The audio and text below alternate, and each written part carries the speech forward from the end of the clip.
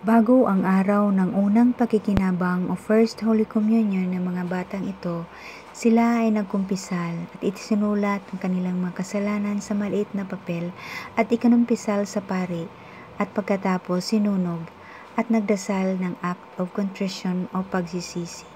Kinabukasan maaga silang pumunta ng simbahan upang magbihis ng belo para tatanggapin ang banal na katawan ni Jesus. Nawa ang mga batang ito ay lumaki ng may pagmamahal at takot sa Diyos at pagrespeto sa kapwa. Dito naganap ang unang komunyon.